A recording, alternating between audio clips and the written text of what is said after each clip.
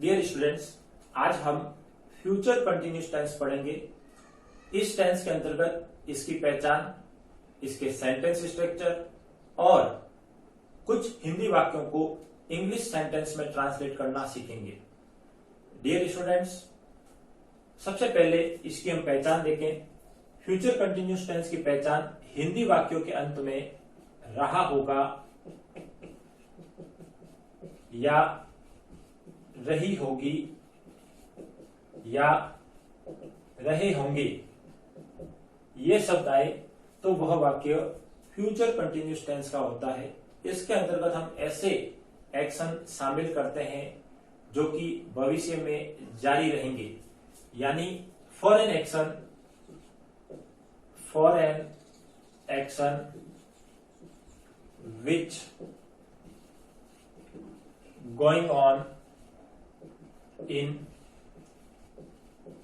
Future, यानी भविष्य में ऐसे एक्शन या कार्य जिनके जारी रहने की संभावना है। डियर स्टूडेंट्स, इस टेंस को हम 3 वाक्यों के उदाहरण से पढ़ते हैं। सबसे पहला है, मैं अभी विद्यार्थियों को अंग्रेजी पढ़ा रहा हूं, यानी मेरा पढ़ाने का कार्य अभी जारी है, यानी वर्तमान में चल रहा है। इसका मतलब यह वाक्य प्रेजेंट कंटिन्यूस टेंस का हुआ।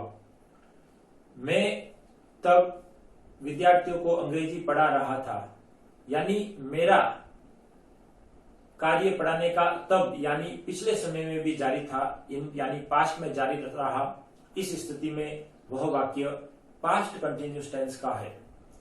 डियर स्टूडेंट्स, मैं कल इस समय विद्यार्थियों को पढ़ा रहा होऊंगा, यानी मेरा पढ़ाने का कार्य कल यानी आने वाले समय में भी जारी रहेगा। तो यह वाक्य फ्यूचर कंटिन्यूस टेंस के अंतर्गत आता है, यानी for an action which going on in future. आइए इसके सेंटेंस स्ट्रक्चर देखते हैं। सबसे पहला है अपना अफर्मेटिव सेंटेंस। इसका सेंटेंस स्ट्रक्चर होता है, सबसे पहले सब्जेक्ट, उसके बाद विल और शैल, इसके साथ हम यूज करते हैं बी, वर्ब की आईएनजी फॉर्म और ऑब्जेक्ट। डियर स्टूडेंट्स, विल और सेल का प्रयोग हमने सिंपल फ्यूचर में पढ़ लिया।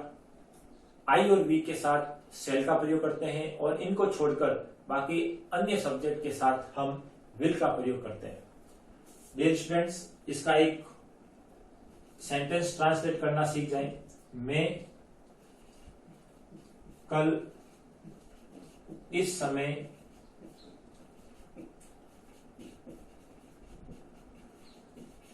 विद्यार्थियों को अंग्रेजी पढ़ा रहा होऊंगा। डियर स्टूडेंट्स, रहा होगा या रही होंगी, ये होगा आया सब, तो इसकी पहचान होगी फ्यूचर कंटिन्यूस टेंस। तो रहा होगा रही होंगी के साथ जो सब जुड़ा होता है वो उसकी वर्ब होती है, और कौन पढ़ा रहा है, मैं, तो उस वाक्य का सब्जेक्ट। जब हम किसी सेंटेंस में सब्जेक्ट और ऑब्जेक्ट को पहचान लेते हैं तो हमारा हिंदी से इंग्लिश ट्रांसलेट करना बहुत ही आसान हो जाता है। तो आइए सेंटेंस स्ट्रक्चर को काम में लेकर इसको ट्रांसलेट करते हैं। सबसे पहला सब्जेक्ट आई, आई के साथ सेल, सेल के बाद बी एंड वर्ब की आईएनजी फॉर्म पढ़ाना, टीच, और इसके साथ आईएनजी जोड़ दिया, टीचिंग। डियर स्टूडेंट्स, यदि आपने इतना करना सीखे तो बाकी शब्द इसके पीछे जुड़ते चले जाएंगे। तो I shall be teaching English to students इस समय कल, एट दिस टाइम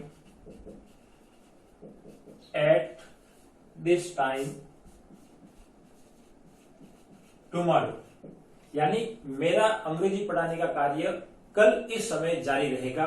तो ऐसी स्थिति में फ्यूचर कंटिन्यूस टेंस यानी I shall be teaching English to students at this time tomorrow.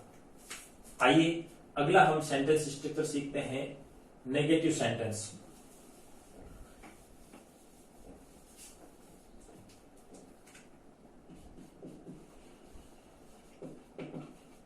Negative sentence में केवल आपको इसी स्ट्रक्चर के साथ नॉट का प्रयोग करना है, यानी विल और शैल के साथ नॉट का प्रयोग करना है, और उसके बाद बी। आप नॉट का प्रयोग बी के बाद नहीं करेंगे, मेन जो हेल्पिंग वर्ब है विल और शैल, उन्हीं के साथ आप नॉट का प्रयोग करेंगे। तो आइए इसका एक ट्रांसलेट करके देखें। वह कल इस समय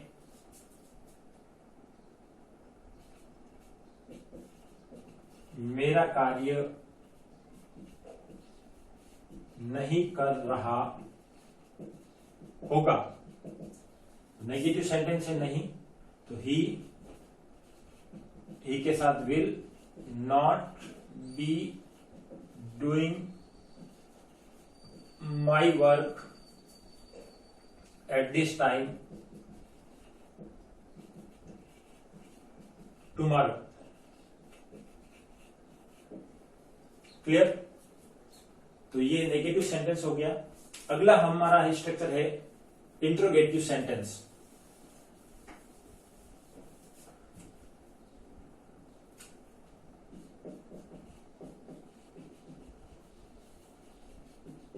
interrogative sentence, dear students, interrogative sentence आपको पता ही है, दो तरह के होते हैं। एक पहला स्टार्ट विद हेल्पिंग वर्ब। इसके अंतर्गत हेल्पिंग वर्ब विल और शैल का प्रयोग हम सब्जेक्ट से पूर्व करते हैं, यानी पहले करते हैं। और ये कब किया जाता है?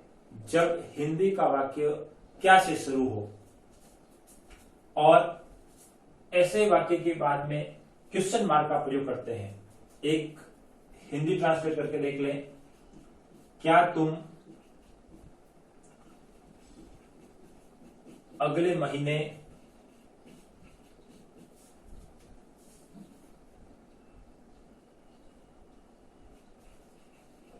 एक घर बना रहे होंगे? Question mark. यानी क्या तुम अगले महीने एक घर बना रहे होंगे, यानी घर बनाने का कार्य कर रहे होंगे। तो तुम आया है, तो विल यू बी बनाना build I N G building a house या होम नेक्स्ट मंथ।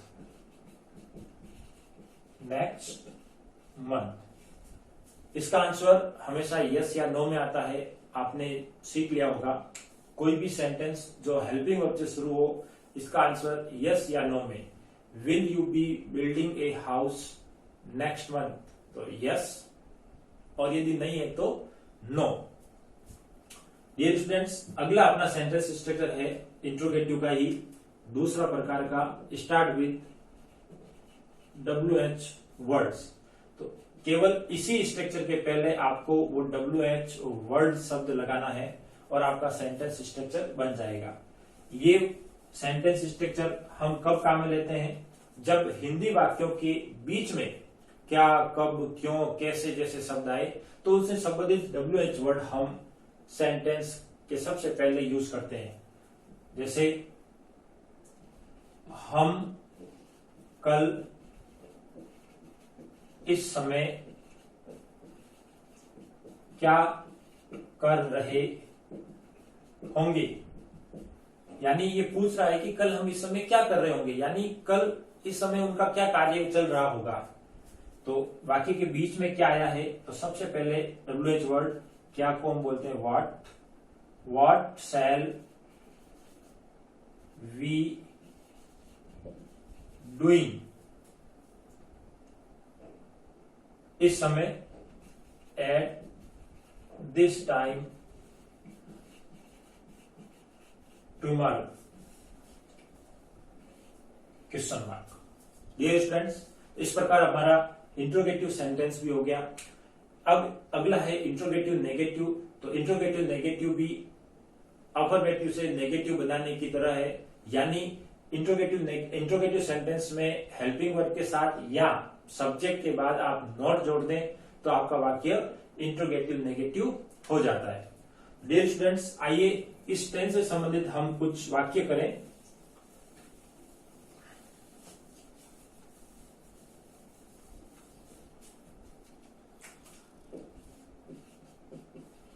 मेरा मित्र कल एक कहानी लिख रहा होगा।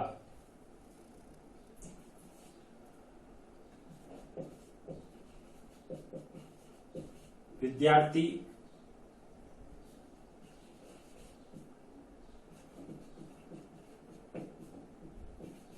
अगले महीने स्कूल या विद्यालय जा रहे होंगे। क्या तुम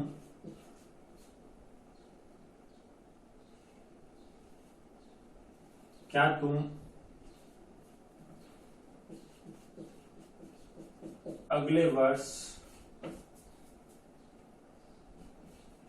एक किताब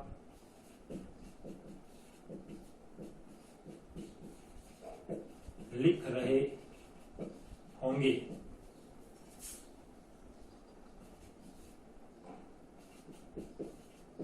मेरे मित्र कल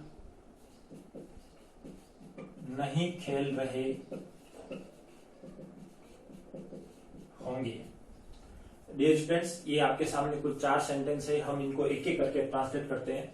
मेरा मित्र कल एक कहानी लिख रहा होगा, यानी माई फ्रेंड लिख रहा होगा, will be writing a story at कल tomorrow.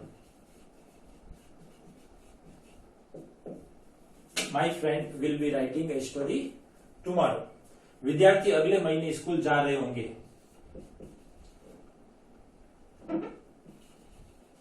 Students will be going to school next month. क्या तुम अगले वर्ष एक किताब लिख रहे होंगे? Will you be writing a book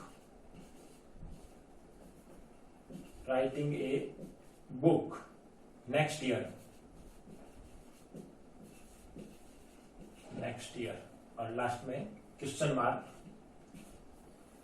मेरे मित्र कल नहीं खेल रहे होंगे। My friend will not B